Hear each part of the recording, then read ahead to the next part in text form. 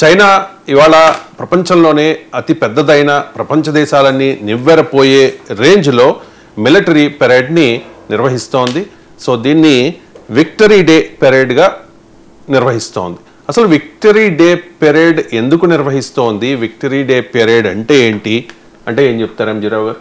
Yes అండి, ఈరోజు September 3వ తారీఖున చైనా తన క్యాపిటల్ బీజింగ్లో తియాన్మాన్ స్క్వేర్ అనేది ఒకటి ఉంటుందండి. పెద్ద పెరేడ్ గ్రౌండ్ ఉంటుంది. అది దాంట్లో ప్రపంచంలోనే ఒక అతిపెద్ద మిలిటరీ పెరేడ్ అని నిర్వహిస్తుంది. ఇది ప్రపంచంలోనే ఒక అతిపెద్ద military parade for the last 1 century అని చెప్పుకోవాలన్నమాట. ఎందుకంటే మోడర్న్ వెపన్ దృష్టిలో పెట్టుకొని ఇది జూలై స్టార్మ్ అంటూ రష్యా చేసిన మిలిటరీ పెరేడ్కి, అదేవిధంగా జూన్లో ట్రంప్ ఆధ్వర్యంలో అమెరికా నిర్వహించిన మిలిటరీ పెరేడ్లు మించిన మిలిటరీ పెరేడ్ ఈరోజు చైనా నిర్వహిస్తుంది.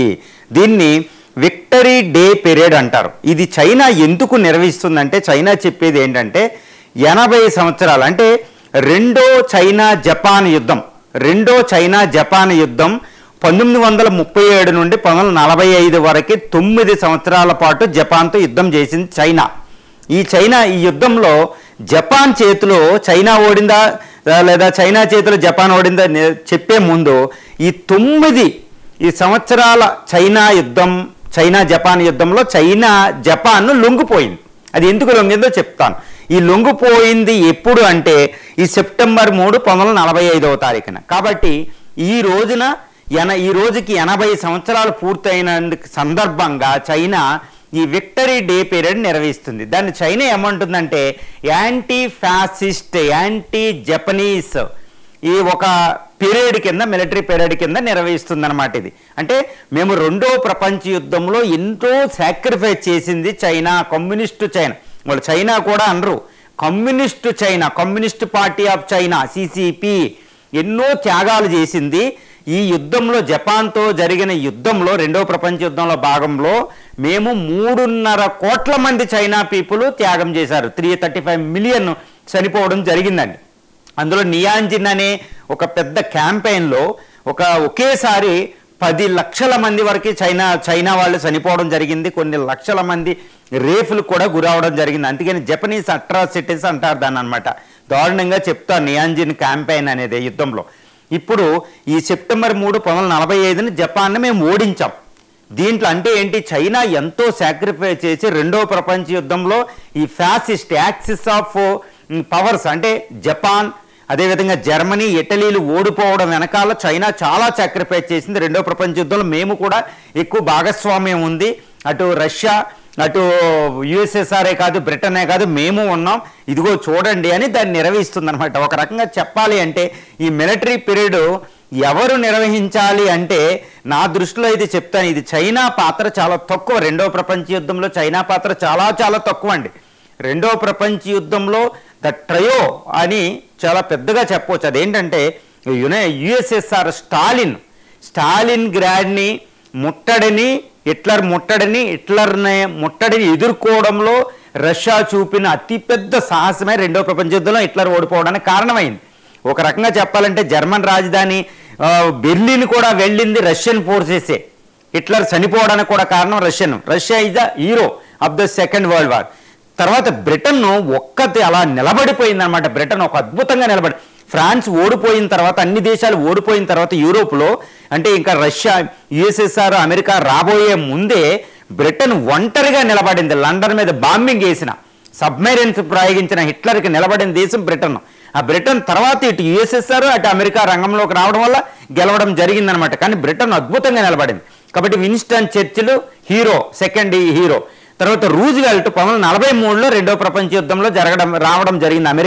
అమెరికా ఇక జపాన్ మీద 2 అణుబాంబులు ప్రయోగించింది. అటు జర్మనీ ఓడిపోవడానికి కారణమైందనమాట. కాబట్టి United states of America, USSR అంటే ప్రస్తుత రష్యా, అదేవిధంగా బ్రిటన్ను, మిగిలిన దేశాలు సపోర్ట్ వల్లే ఇటు హిట్లర్ ఓడింపబడ్డాడు, కానీ చైనా వల్ల కాదు. చైనా ఏంటంటే ఇక్కడ చెప్పాలంటే ఈ రకంగా ఇంత మిలిటరీ పీరియడ్ దీనికి అంత అవసరం లేదు. ఎందుకంటే పెద్దది ఏమి కాదు. రష్యా విక్టరీ పీరియడ్ ఒకటి చేస్తుందండి రెడ్ స్క్వేర్ దగ్గర, అది అత్యుత్తమం. అది తర్వాత ఈరోజు జపాన్ ఎంతంటే, జపాన్ని ఈ 1937 నుండి 1945 వరకు 9 సంవత్సరాలు జరిగిన రెండో జపాన్ చైనా యుద్ధం, రెండవ ప్రపంచ యుద్ధంలో ఒక భాగం అయిందనమాట. ఒక రకంగా ముందే జరిగింది. ఏషియాలో రెండవ ప్రపంచ యుద్ధంలో ప్రధాన భాగం అనమాట.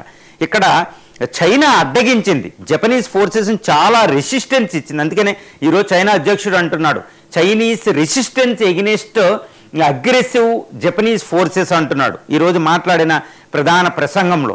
అవును, జపాన్ వెళ్ళి ఆక్యుపై చేసింది, బీజింగ్, తియాన్జిన్ సిటీలు వీటన్నిటిని ఆక్యుపై చేసింది మంచూరియా వరకే.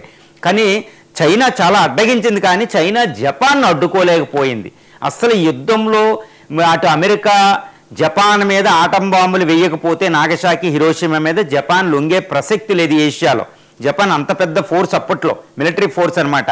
ఎంతటి జపాన్ ఓడిపోవడానికి కారణం ఏంటంటే అమెరికా ప్రయోగించిన 2 ఆటం బాంబులు. ఈ 2 ఆటం బాంబుల వల్ల జపాన్ లొంగిపోయింది. ఈ లొంగిపోయినప్పుడు ఇక చైనా నుంచి వెనక్కి రావడం జరిగింది. అంతేగాని చైనా మీద జపాన్ ఓడిపోవడం జరగలేదు రెండవ ప్రపంచ యుద్ధంలో, ఇది గుర్తుపెట్టుకోవాలి. కాకపోతే ఈ రెండవ ప్రపంచ యుద్ధంలో జపాన్ అడ్డగించడంలో చైనా పాత్ర మాత్రం దిగ్విజయంగా ఉంది ఆ విషయంలో. ఎందుకంటే 3.5 కోట్ల మంది చైనా పీపుల్ ఆర్మీ చనిపోవడం జరిగింది, ఎంతోమంది అట్రాసిటీ జరిగింది. అందుకనే జపాన్ అట్రాసిటీస్ అని పిలుస్తారు. ఎందుకంటే ఇప్పుడు జపాన్ అనేది ఒక మోడర్న్ నేషన్, ఒక డెమోక్రటిక్ నేషన్, ఒక అద్భుతమైన దేశమే.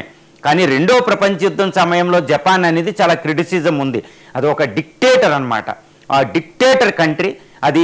జర్మనీ హిట్లర్తోనూ ముసోలినితో కలిసి యాక్సిస్ ఆఫ్ పవర్స్ కింద ఎస్టాబ్లిష్ అయ్యి ప్రపంచ ఆధిపత్యం కోసం ట్రై చేసిన ఒక డిక్టేటర్ కంట్రీ అనమాట. అప్పుడు జపాన్ మంచిది కాదు రెండో ప్రపంచ యుద్ధం. ఇప్పుడు అంటే జపాన్ ఆ బ్రాండింగ్ వేరు, ఆ డెమోక్రసీ దాని తత్వం వేరనమాట. జపాన్ అనేది సూపర్ కంట్రీ.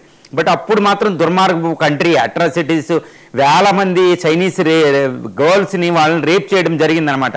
అందుకని జపాన్కి ఇది ఒక దుర్గుణం అనమాట.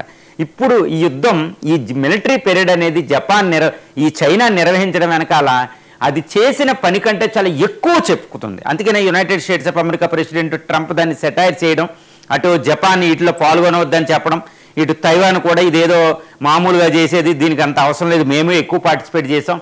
అప్పుడు పీపుల్ ఆఫ్ చైనా చేశారు కానీ కమ్యూనిస్ట్ పార్టీ కాదు, ఇప్పుడు కమ్యూనిస్ట్ పార్టీ విజయం కింద వేసుకుంటుంది అని జపాన్ ఇటు తైవాన్, ఇటు యునైటెడ్ స్టేట్స్ అన్ని దేశాలు దాన్ని విమర్శిస్తున్నాయి అన్నమాట ఈరోజు. కానీ చైనా మిలిటరీ పీరియడ్ మాత్రం ప్రపంచానికి చైనా యొక్క మిలిటరీ ఫోర్స్ని మాత్రం చూపడానికి చేసి ఒక పెద్ద మిలిటరీ పీరియడ్ ఇది.